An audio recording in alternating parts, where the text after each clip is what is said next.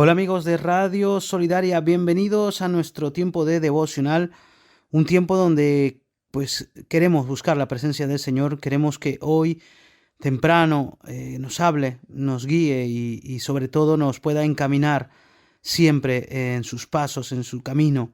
Así que acompáñame a Juan 8, soy Sergio Mendoza y empieza el texto: Jesús regresó al monte de los olivos, pero muy temprano a la mañana siguiente estaba de vuelta en el templo. Pronto se juntó una multitud y él se sentó a enseñarles. Mientras hablaba, los maestros de la ley religiosa y los fariseos le llevaron a una mujer que había sido sorprendida en el acto del adulterio. La pusieron en medio de la multitud.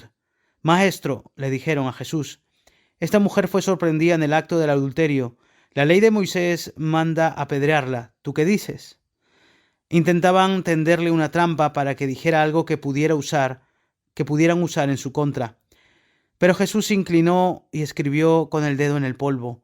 Como ellos seguían exigiéndole una respuesta, él se incorporó nuevamente y les dijo: Muy bien, pero el que nunca haya pecado, que tire la primera piedra. Luego volvió a inclinarse y siguió escribiendo en el polvo. Al oír eso, los acusadores se fueron retirando uno tras otro, comenzando por los de más edad hasta que quedaron solo Jesús y la mujer en medio de la multitud. Entonces Jesús se incorporó de nuevo y le dijo a la mujer: ¿Dónde están los que te acusaban? Ni uno de ellos te condenó. Ni uno, Señor, dijo ella. Yo tampoco, le dijo Jesús. Vete y no peques más. Vamos a hacer nuestra primera parada en este capítulo número 8 para analizar estas palabras.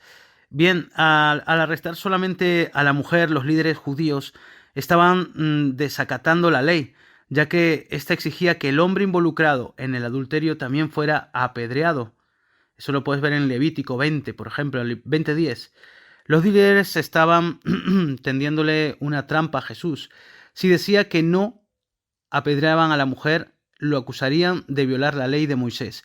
Y si decía que la mataran, lo acusarían ante los romanos de sublevación, porque ese derecho estaba reservado únicamente para las autoridades romanas. Bien, este pasaje presenta una importante lección acerca de juzgar a otros. Jesús aprobó la penalidad por el adulterio, por lo tanto no podían acusarlo de contradecir la ley. Sin embargo, cuando dijo que solamente aquel que no tuviera pecado podía tirar la primera piedra, destacó la importancia de la compasión y el perdón. ¿Cuál es su reacción cuando el pecado de otros es descubierto? ¿Cómo actúas? ¿Qué dices? ¿Cómo juzgas? ¿O qué expresas de tu corazón? A Dios le corresponde juzgar y a nosotros perdonar y ser compasivos. No hay que actuar como si nunca hubiéramos pecado, porque seguramente nos va a pasar como estas personas que vamos a dejar las piedras uno a uno. Cuando Jesús dijo que la persona que nunca había pecado tirara la primera piedra, los acusadores se alejaron en silencio, avergonzados, desde los más viejos hasta los más jóvenes. Evidentemente, los hombres de mayor edad tenían mayor conciencia de sus pecados que los más jóvenes. La edad y la experiencia a menudo moderan la arrogancia de la juventud. Cualquiera que sea nuestra edad, hay que examinar nuestra vida. Hay que reconocer que somos pecadores y hay que buscar maneras de ayudar a otros en lugar de dañar a esas personas. Jesús no condenó a la mujer que acusaban de cometer adulterio, pero tampoco hizo caso omiso de su pecado, ni lo aprobó. Le dijo que abandonara su vida de pecado. Jesús estaba listo para perdonar. Cualquier pecado que hagamos, hay que confesar al Señor.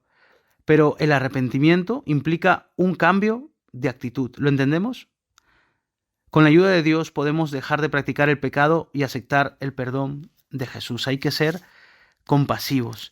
Hay que ser de bendición. De esta manera podemos ser de bendición perdonando a las personas, ¿no? Siendo compasivos, sin bajar lo que nosotros creemos y entendemos de la palabra de Dios, ¿no? Que el pecado no agrada al Señor.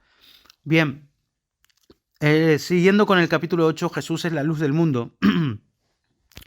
Jesús habló una vez más al pueblo y dijo: Yo soy la luz del mundo, si ustedes me siguen no tendrán que andar en la oscuridad, porque tendrán la luz que lleva a la vida.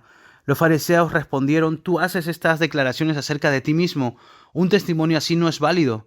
Estas afirmaciones sí son válidas, aunque las diga de mí mismo, dijo Jesús.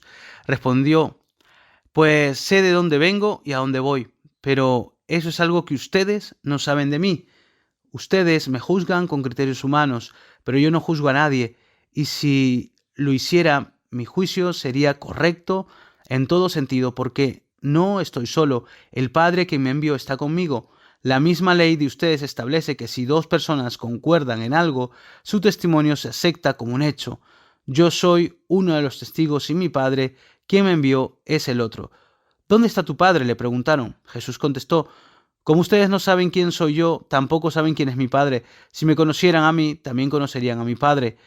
Y Jesús dijo todo esto mientras enseñaba en la parte del templo conocida como la tesorería, pero no lo arrestaron porque aún no había llegado el momento. Para una explicación de lo que Jesús quiso decir con la luz del mundo, pues es simplemente el ser bendición, ¿no? El llevar esa luz de Cristo a todo lugar. Jesús estaba enseñando en la parte del templo conocida como la tesorería. Allí se recolectaban las ofrendas, se encendían las velas que simbolizan la columna de fuego que dirigía al pueblo de Israel cuando viajaban por el desierto. Fue en este contexto que Jesús se describió a sí mismo como la luz del mundo. La columna de fuego representaba la presencia, la protección y la dirección de Dios.